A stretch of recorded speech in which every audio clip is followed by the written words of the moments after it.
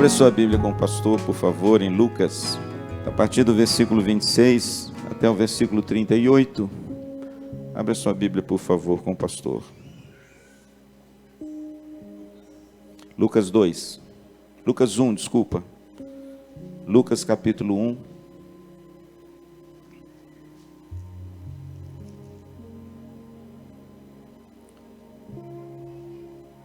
Diz assim a palavra de Deus, irmãos. No 6º mês foi o anjo Gabriel enviado da parte de Deus para uma cidade da Galileia chamada Nazaré, a uma virgem desposada com certo homem da casa de Davi, cujo nome era José. A virgem chamava-se Maria. E entrando o anjo aonde ela estava, disse: Alegra-te, muito favorecida, o Senhor é contigo. Ela, porém, ao ouvir esta palavra, ela perturbou-se muito e pôs-se a pensar no que significaria esta saudação. Mas o anjo lhe disse: Maria, não temas, porque achaste graça diante de Deus. Eis que conceberás e darás à luz um filho, a quem chamarás pelo nome de Jesus. Este será grande e será chamado Filho do Altíssimo. Deus, o Senhor, lhe dará o trono de Davi, o seu pai. Ele reinará para sempre sobre a casa de Jacó, e o seu reinado não terá fim. Então disse Maria ao anjo: Como será isso? Pois eu não tenho relação com homem algum. Respondeu-lhe o anjo: Descerá sobre ti o Espírito Santo, e o poder do Altíssimo te envolverá com a sua sombra. Por isso também o ente santo que há de nascer será chamado Filho de Deus. E Isabel, a tua parenta, igualmente, concebeu um filho na sua velhice, sendo este já o 6º mês, para aquela que diziam ser estéril, porque para Deus não há impossíveis em todas as suas promessas. Então disse Maria: Aqui está a serva do Senhor, que se cumpra em mim conforme a tua palavra. E o anjo se ausentou dela.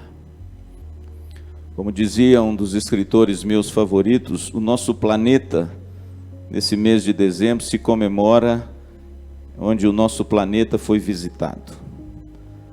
O rei de todas as coisas, o criador de todo esse universo, ele resolveu habitar no útero de uma jovem simples, piedosa, uma moça lá da aldeia de Nazaré, na Galileia, um lugar insignificante, sem muito interesse, mas foi aí que Deus resolveu depositar nesse útero dessa menina a segunda pessoa da Trindade, para dar à luz ao Filho de Deus encarnado.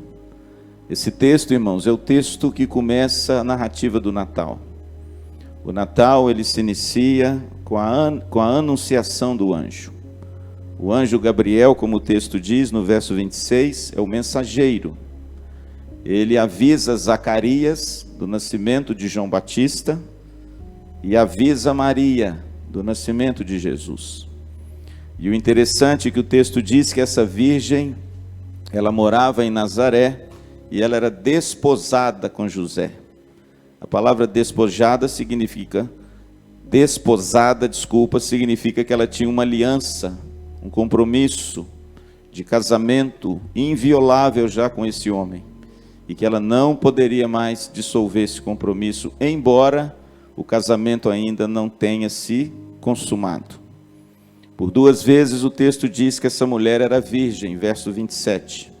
A ênfase no Evangelho é na virgindade de Maria. Ela, quando teve essa concepção espiritual, essa concepção diferente de tudo e de todos, ela ainda não havia tido nenhum tipo de relação sexual com ninguém. Ela se espanta, porque ela mesma fala isso um pouco mais à frente.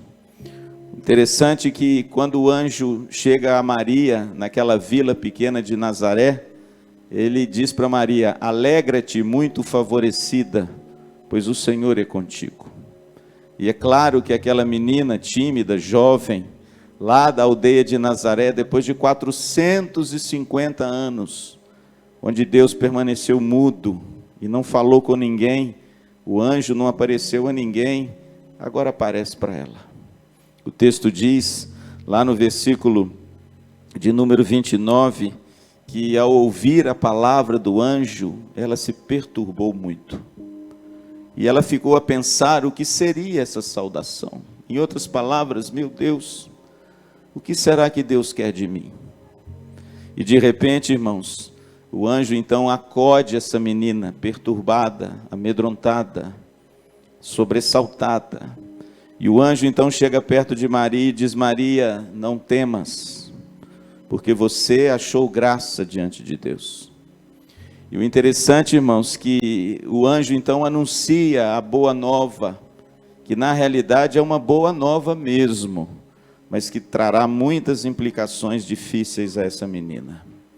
Então, no versículo 31 a 33, ele dá a notícia, uma notícia que hoje nos soa como um poema, uma notícia que hoje nos soa como um sonho, uma notícia que hoje nos enche o coração de alegria, porque é a notícia de que aquele Messias prometido, lá pelo profeta Isaías, lá pelo profeta Samuel, ele agora virá a essa terra.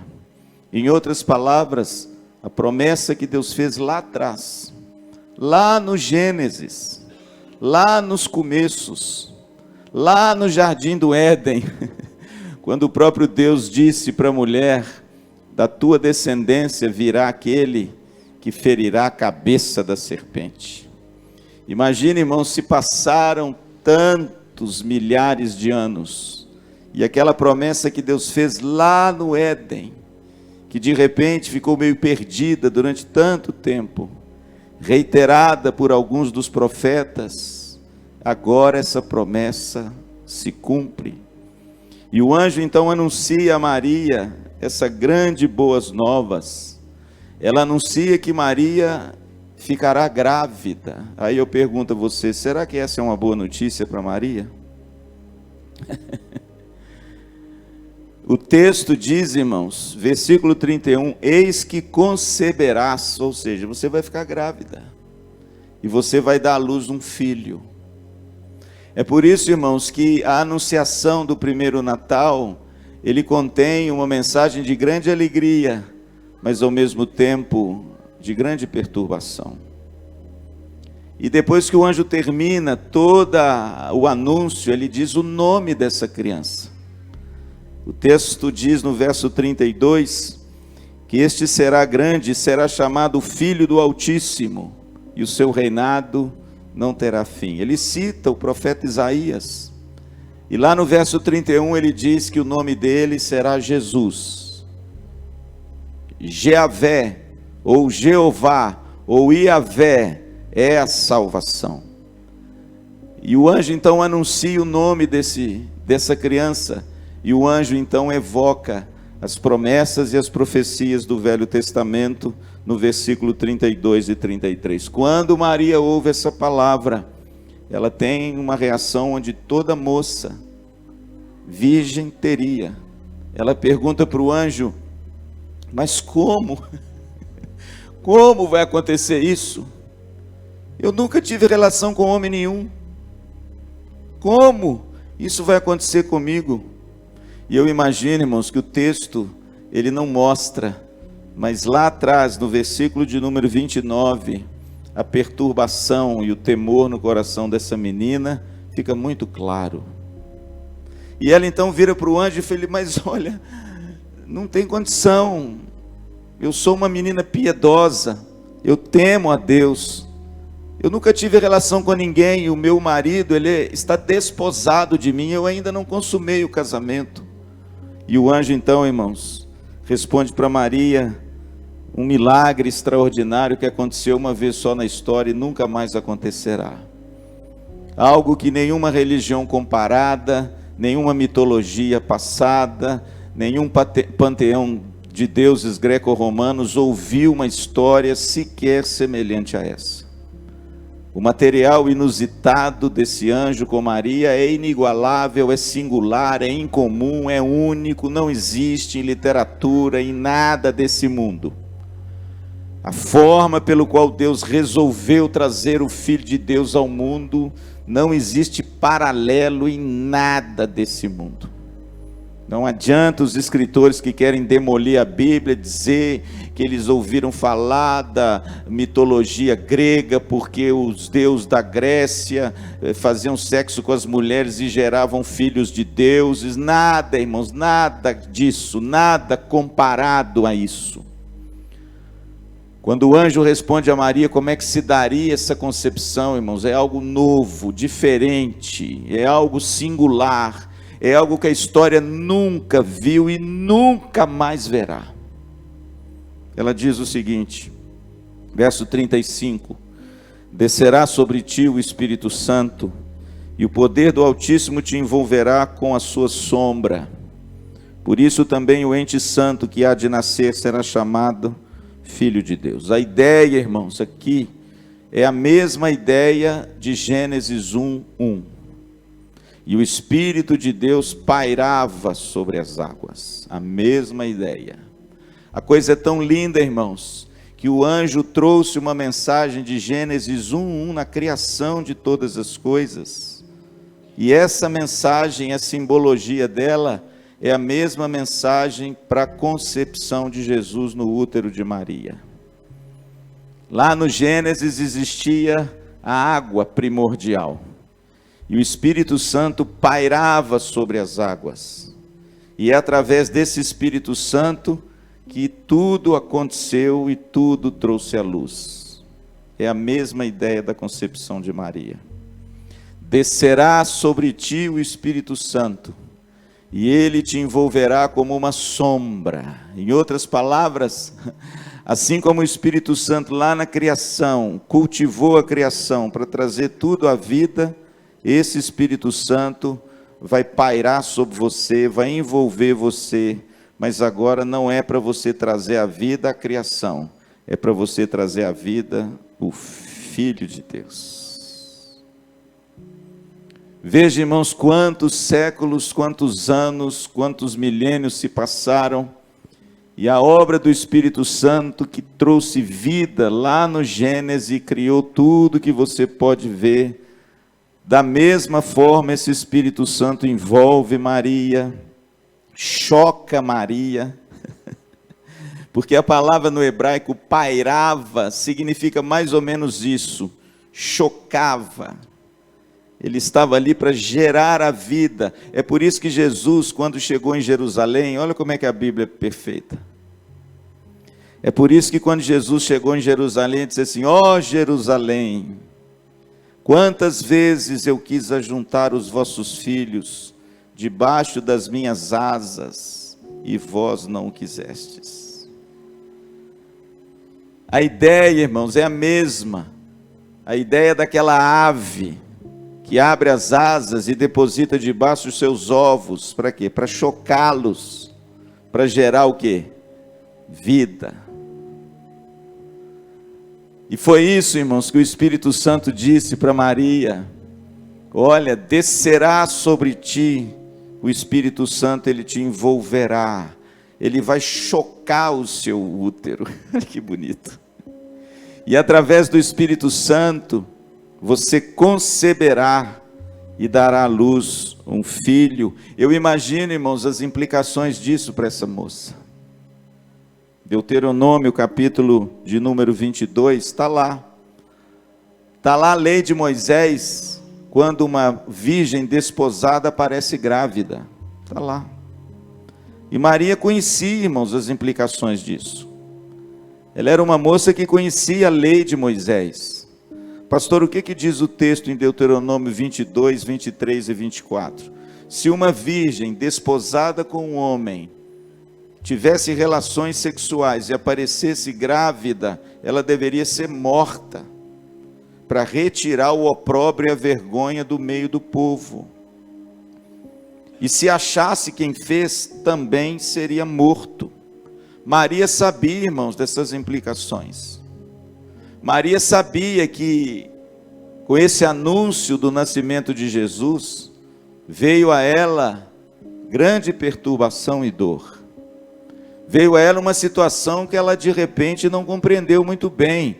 O anjo disse para ela que ela ficaria grávida, e eu tenho certeza, irmãos, a maioria dos comentaristas dizem isso, que Maria deve ter sido tomada por um medo, por algo assim completamente diferente de tudo que ela experimentou, porque ela pensava primeiro: estou morta, o que pensará o meu marido? Como é que eu vou explicar isso para José? Será que ele vai acreditar em mim? E eu pergunto a vocês, acreditaria? Não, irmãos. Como essa virgem, irmãos, essa menina, pastor, por que o senhor está chamando ela de menina? Porque ela deve ter sido muito jovem. Pastor, o texto não fala a idade dela, mas a cultura judaica da época me ajuda a perceber mais ou menos que ela tinha entre 13 a 16 anos. Porque essa era a idade que as meninas piedosas eram colocadas para casamento com seus pares. E essa menina, irmãos, era uma adolescente de uma cidade pequena, de uma vila de Nazaré, na Galileia. E de repente, irmãos, ela pensa no noivo, ou no marido, ou naquele que seria o marido, e ela fala: olha, e agora? Ele não vai acreditar nessa história. E a minha reputação na minha vila, e a minha vida, eles vão me matar, como eu vou aparecer grávida? Tudo isso, irmãos, deve ter passado pela cabecinha de Maria. Tudo isso, irmãos, deve ter povoado o coração dessa moça no anúncio do primeiro Natal. A obra de Deus, irmãos, ela quase sempre vem acompanhada de grande alegria e grande sofrimento. A obra de Deus, ela é maravilhosa. A obra de Deus é algo fenomenal. A obra de Deus é algo que homem nenhum pode fazer, por isso que é de Deus. E ela traz para nós um gozo e um regozijo muito grande. Eu fico imaginando, irmãos, essa mensagem do Evangelho num mundo tão perdido, num mundo tão desnorteado, tão perturbado, tão temeroso dos nossos dias, onde as pessoas não conseguem mais dormir, não conseguem mais sorrir, não conseguem mais ser elas mesmas, assaltadas por essa gama de coisas que sobrevêm sobre nós. Eu fico imaginando a mensagem do Evangelho no mundo perdido, onde aquele que jazia em trevas viu grande luz. Mas ao mesmo tempo, irmãos, a mensagem do Evangelho também pode produzir grande dor. Jesus disse que talvez os maiores inimigos seus seriam os da sua própria casa. Jesus disse que talvez vocês seriam odiados, assim como ele foi odiado. Jesus chega a dizer que no mundo nós teríamos aflições, porque ele foi aflito, ferido de Deus e oprimido. Isaías 55. Jesus disse, queridos, que nós seríamos levados como ovelhas ao matadouro, e que pessoas se levantariam contra nós, e que pessoas nos caluniariam, e que pessoas nos perseguiriam, porque nós somos de Cristo. Jesus disse isso para os seus discípulos, e essa palavra para os discípulos é atemporal, porque serve para nós também. Como, irmãos, nós enfrentamos lutas pelo fato de sermos de Cristo. Se você ainda não enfrentou lutas pelo fato de ser de Cristo, me perdoe, é porque você ainda não é dele. Porque se você é de Cristo, as lutas virão. Paulo chega a dizer, escrevendo uma das suas cartas, lutas por fora, temores por dentro.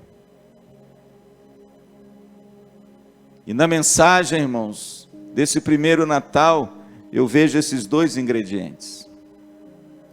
Mas muito mais a perturbação dessa moça. Muito mais, irmãos, esse coração ansioso, perturbado. Como será isso? Eu nunca tive relação com ninguém, o que será de mim? Mas no verso 38, irmãos, tem uma coisa muito bonita, uma declaração muito linda. Então disse Maria: aqui está a serva do Senhor, que se cumpra em mim conforme a tua palavra. E o anjo ausentou-se dela. Pastor, o que significa essa declaração de Maria? Guarde isso. Essa declaração de Maria significa a primeira confissão de fé da história de alguém em Cristo Jesus, que teve a coragem e o destemor de enfrentar todas as implicações de ser de Jesus, de vida ou de morte. Quando ela abre os braços e diz para o anjo: cumpra em mim, a tua serva, o que tu quiseres, ela disse: para a vida ou para a morte. Ela não se importou mais se morreria. Ela não se importou mais se ela seria abandonada pelo marido. Aliás, irmãos, ela não se importou com mais nada desse mundo terreno, conquanto que a vontade de Deus se cumprisse na vida dela, com todas as implicações que isso pode trazer, de grande alegria, mas também de grande sofrimento. Pastor, como é que Maria chegou a essa confissão de fé? Através, primeiro, da sua vida piedosa, mas também através de duas palavras, cheias de grande significado, em períodos de muita incerteza no coração. E essas duas palavras, talvez, Deus possa direcionar você nessa noite.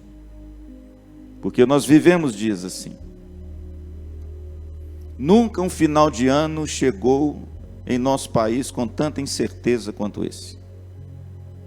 Você sabe o que eu estou falando? Nunca nós vamos passar um Natal com tantos sobressaltos quanto esse. Nunca chegamos a um final do ano com um coração tão temeroso quanto esse. A Copa do Mundo está aí, mas parece que nem está, né? O que você acha? Eu tenho essa impressão. Nós nunca experimentamos um final de ano tão turbulento, tão preocupante, tão ansioso para muitos corações como esse final de ano. Talvez o seu coração esteja como o coração de Maria, cheio de temor. Talvez você esteja aqui nessa noite igual Maria: o que será de mim em 2023? O que será do nosso país? O que será da nossa família, da nossa igreja, do meu trabalho, da minha empresa? Talvez o seu coração esteja como o coração de Maria, quando ela diz, o texto diz que ela perturbou-se muito. Muitas pessoas, irmãos, que eu tenho conversado, tenho aconselhado, perturbadas. Quais foram as duas palavras que o anjo trouxe a Maria, que fizeram com que o coração de Maria se aquietasse e ela fizesse a sua confissão maravilhosa, que é um exemplo para mim e para você? A primeira palavra do anjo, irmãos, está no versículo 28. E entretanto, entrando o anjo onde ela estava, disse: alegra-te, muito favorecida, o Senhor é contigo. A primeira palavra, irmãos, cheia de significado, em período de extrema incerteza, que pode trazer a você uma paz e uma segurança, é: alegra-te, pois você foi alvo do favor de Deus. Veja, irmãos, que o anjo traz uma palavra para Maria, que aparece na Bíblia com muita facilidade. Aliás, a mensagem do Evangelho, eu não canso de dizer isso, é uma mensagem de grande alegria. Alegra-te, muito favorecida. Essa é a primeira palavra, querido, que Deus tem para mim e para você nessa noite. Foi a mesma palavra que os anjos usaram em Lucas 2, verso 10, no campo dos pastores, lá em Belém. O texto diz que a milícia celestial brilhou no céu e o anjo disse aos pastores: eis que vos trago uma mensagem de grande alegria. Veja, querido, para um coração perturbado, um coração amedrontado, o anjo chega perto de Maria e diz: Maria, apesar do teu temor, da sua perturbação, do seu medo, da sua incerteza, alegra-te, você foi alvo do favor do Senhor. Muito favorecida significa eu obtive um favor imenso de Deus, e por causa disso, isso tem que ser traduzido em alegria na minha vida, amém? Essa foi a palavra, irmãos, de ordem do apóstolo Paulo para uma igreja preocupada, uma igreja que estava com medo porque ele estava preso, e eles amavam esse homem profundamente, afinal foi ele quem erigiu a igreja de Filipos, ele que começou o trabalho, como diz o Hernandes, entre sangue, suor e lágrimas. E Paulo agora escreve dizendo que está em cadeias, em algemas em Roma. Essa igreja, irmãos, ficou muito preocupada, muito entristecida, com medo de Paulo na prisão ser morto. Por que você acha que a palavra alegria aparece quase 8 vezes na carta aos Filipenses? É porque Paulo quer trazer essa mensagem para aqueles que estão entristecidos, preocupados e incertos com o amanhã, e por várias vezes, capítulo 3, versículo 1, capítulo 4, versículo 4, ele diz: alegrai-vos no Senhor. Outra vez digo, alegrai-vos. Pastor, por que Paulo escreve isso para a igreja? Porque a igreja estava alegre? Não, porque a igreja estava triste, preocupada com o futuro do grande apóstolo. E o apóstolo Paulo, irmãos, no capítulo 1, no verso 20, ele diz: não se preocupem, porque o viver para mim é Cristo, e o morrer é lucro. Por que vocês estão preocupados, ó pequenino rebanho? Porque eu vos escolhi para serem meus. Alegra-te, muito favorecida. Amém, irmãos? Pastor Edi hoje pregou uma mensagem linda, né, Antônio? Linda. Ele falou sobre alegria. Ele falou dessa alegria, irmãos, que nós temos, e não podemos deixá-la morrer no nosso coração. Sabe por quê, irmãos? Porque o mundo hoje está triste. As pessoas estão tristes. Mas quando o anjo aparece para Maria, ele diz: alegra-te, muito favorecida. Quando Neemias, irmãos, reconstruiu os muros, quando Esdras pregou a palavra de Deus e houve uma comoção nacional numa praça maravilhosa, onde todos gritavam, onde todos louvavam, a voz desses homens se ouviu a vários quilômetros de distância pela alegria desse povo. Neemias toma a palavra e diz: olha, a alegria do Senhor é a nossa força. Irmão, se a igreja não for alegre, quem será? Portanto, essa, irmãos, é a primeira palavra encorajadora, cheia de significado que o anjo trouxe a Maria. Alegra-te, ó igreja, não fiquem preocupados excessivamente, não fiquem aí achando o que vai, o que não vai acontecer. Alegra-te, sabe por quê? Porque vocês foram alvos de um favor grandioso meu. Fui eu quem vos escolhi. Fui eu que separei vocês para serem meus. Portanto, alegrem-se no Senhor, louvado seja Deus. Davi, irmãos, foi um homem que ele escreveu vários salmos lindos sobre esse tema, mas lá no Salmo 16, no capítulo 11, Davi diz o seguinte: Senhor, na tua presença há plenitude de alegria. Portanto, meu amado, não se esqueça, o cristão, como diz o Heavy Age hoje de manhã, é o povo mais feliz da terra. Aí eu escrevo assim: será? Se não for, irmãos, pelo menos deveria ser. A nossa alegria era ultra circunstancial, não pode depender da circunstância, de governo, de vida, de morte, de escassez, de fartura. A nossa suficiência e alegria provém de Cristo. Nós somos alegres porque somos dele. Posso ouvir um amém? Somos dele. Alegra-te, muito favorecida. Não é porque Maria tinha mérito e Deus olhou para ela e falou assim: olha que moça boa, ela tem mérito, então eu vou escolher para ela ser a mãe do Salvador. É exatamente o contrário. Muito favorecida significa que ela recebeu um favor muito grande porque ela não merecia. É o contrário, irmãos. Isso tem que ser alvo de muita alegria do nosso coração. Sabe por quê? Nós não fomos escolhidos porque somos bonzinhos. Nós fomos escolhidos porque somos maus e pecadores, mas Deus nos escolheu e nos amou, e revelou o teu Filho em nós pela graça e bondade e misericórdia de Deus. E qual é a resposta que eu dou a Ele? Alegria!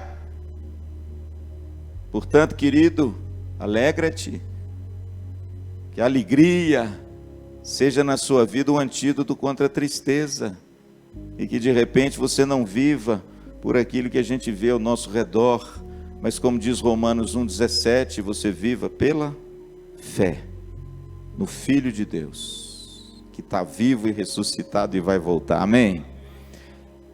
E eu quero concluir, pastor, com a segunda palavra, cheia de significado, que o anjo deu a essa menina e que acalmou e abrandou o coração dela para uma confissão de fé tão linda que ela fez. Está aí no versículo 30.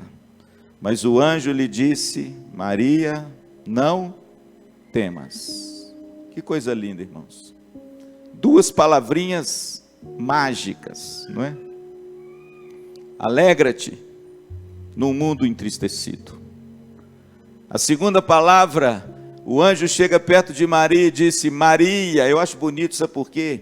Porque Deus nos conhece pelo nome. É bonito isso, não é? Isso é maravilhoso, irmãos. O pastor Luciano faz um esforço danado para guardar o nome de todo mundo que foi recebido, né, Silvia? Está ali o Ribamar rindo de mim. E é verdade, irmãos, que eu me esforço para conhecer o nome das pessoas, porque é uma forma da gente se relacionar com elas e de honrar as pessoas, né? A gente não chama Pedro, ô, fulano de tal. Não, ele não é fulano de tal, ele tem um nome. Eu me esforço, e às vezes eu esqueço o nome também, viu, irmãos? E eu estou dizendo uma coisa, estou ficando velho, viu, Antônio? Eu, quando era mais novo, eu era mais ágil. Agora eu estou mais velho para guardar os nomes. E às vezes eu esqueço os nomes das pessoas. Tereza me ajuda, eu vou nas minhas fichas, fico decorando, ligando uma coisa na outra. Porque por associação eu guardo os nomes. Daniel, eu sei, por causa do Daniel da Bíblia. Renan, porque tem outro Renan aqui que nós fomos recebidos. Wesley, porque eu lembro de John Wesley. Então eu vou fazendo essa coisa louca. Aí a minha filha falou assim: mas esse negócio seu que você lembra é mais difícil do que você decorar o nome. Mas é assim que eu decoro o nome, irmãos. Eu vou decorando por associação, e às vezes eu esqueço, às vezes eu vou chamar a pessoa, eu esqueço o nome. Mas sabe por que eu fico feliz, irmãos? Deus me conhece pelo meu nome. E você também. Isso é muito lindo, irmãos. Quando Jesus passou em frente à coletoria, lá em Mateus, ele olhou para dentro e falou assim: Levi, segue-me. Sabe tudo. Sabe tudo. Quando ele chega lá na vila, ele diz assim: Marta, andas inquieta. Sabe tudo, irmãos. O nosso Deus nos chama pelo nome. O anjo chega perto de Maria e diz assim: Maria, não temas. Que palavra, irmãos, que nós precisamos ouvi-la dos lábios do Senhor em dias como os nossos, para vencer o nosso medo. Tem tanta gente com medo aí, irmãos, de governo. Tem tanta gente, irmãos, que está tomando Zolpidem aí, que está aumentando o número de Zolpidem de uma forma absurda, que saiu até na internet, que foi o comprimido que foi mais vendido no ano de 2022. Pastor, para que serve? Para dormir. Talvez você tenha tomado ele. Foi o comprimido mais vendido no ano de 2022, um comprimido para insônia. Aí eu pergunto: tem insônia por quê? Tem medo, preocupação, o coração está angustioso, povoa a mente só de notícia ruim, e de repente, irmãos, o medo toma conta. E sabe o que o medo faz? Paralisa. O medo paralisa. O medo faz com que a pessoa não haja segundo aquilo que Deus deseja que ela haja, e ela fica paralisada pelo medo. Alguns insetos, viu? No reino dos insetos, eu esqueci o nome, está vendo? Eu ia falar o nome, esqueci. Eles atraem as fêmeas, eles fazem um jogo de sedução pelo medo. O inseto fica paralisado. e também para, né, na área da alimentação. Fica paralisado, ele vai... Quantas pessoas, irmãos, hoje estão paralisadas pelo medo, temerosas por aquilo que há de vir no nosso país, por aquilo que não há de vir, se vai, se não vai, se sobe, se não sobe, se pega, se não pega, se age, se não age. E de repente, irmãos, nós estamos vivendo assim um período de temor, de medo, de terror na nossa nação, preocupados com tudo e com todos. Aí, irmãos, aquela menina recebeu do anjo a palavra seguinte: olha, você vai ficar grávida, e agora? Eu vou morrer. Aí o anjo chega perto dela e fala: Maria, não temas, não temas. E quando a gente olha para essa palavra, irmãos, eu termino. Sabe quantas vezes a palavra não temas aparece na Bíblia? É um negócio impressionante. Eu não acredito nesse negócio de numerologia da Bíblia, não acredito nisso. Eu não sou cabalista, que esses troços que faz número para fazer o que acontece, mas é impressionante o número de vezes que a palavra não temas aparece na Bíblia. Sabe quantas vezes? 366 vezes, uma para cada dia do ano e ano bissexto.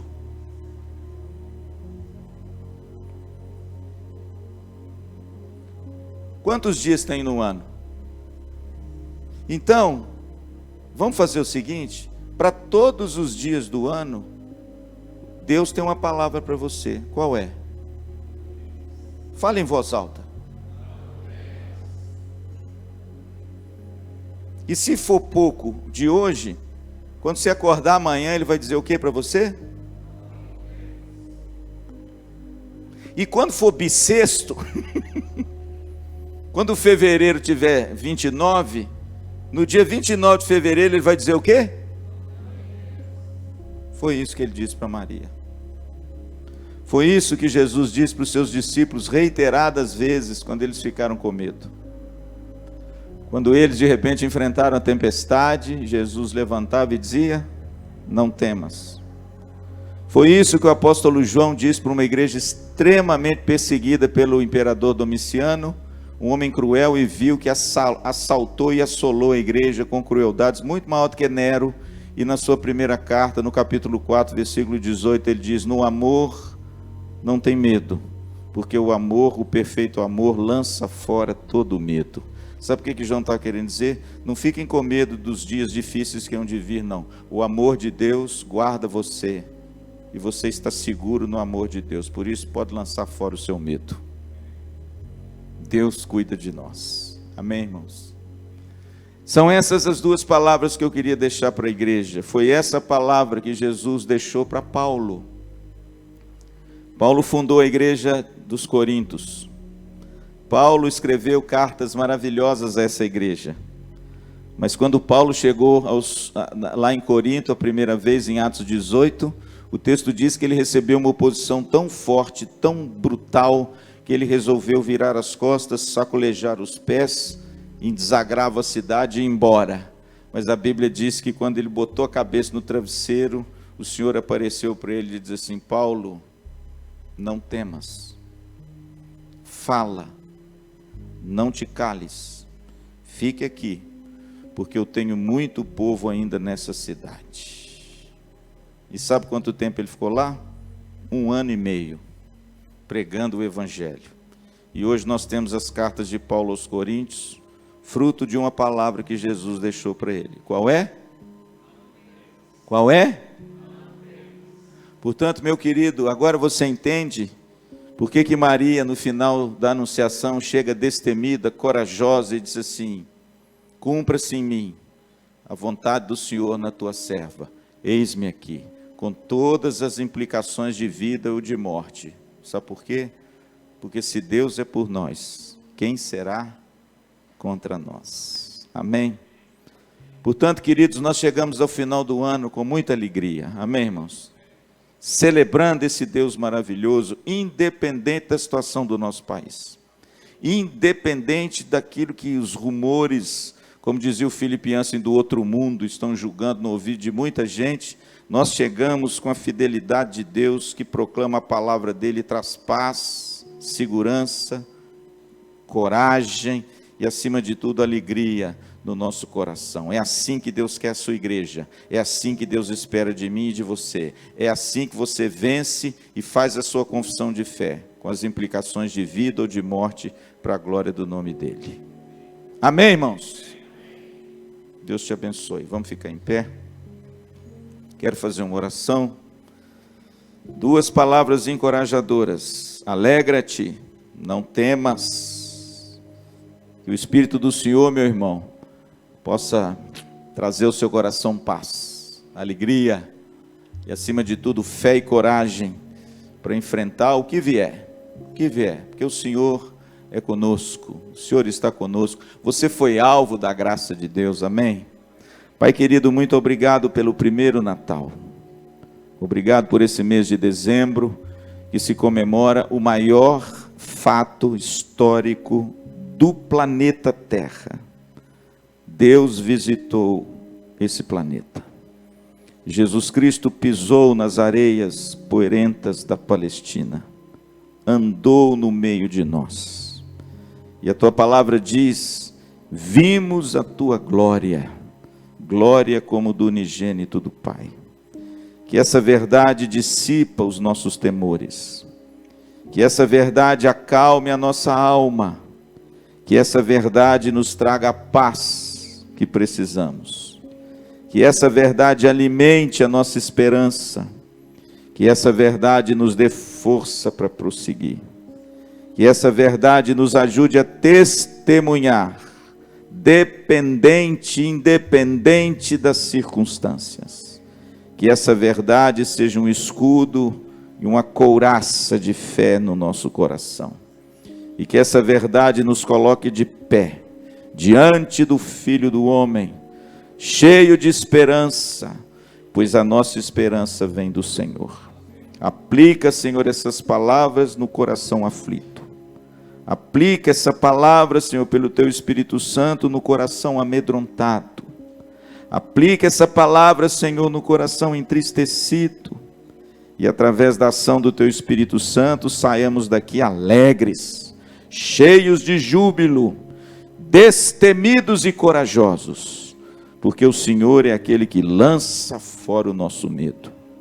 É a nossa oração, em nome de Jesus, amém.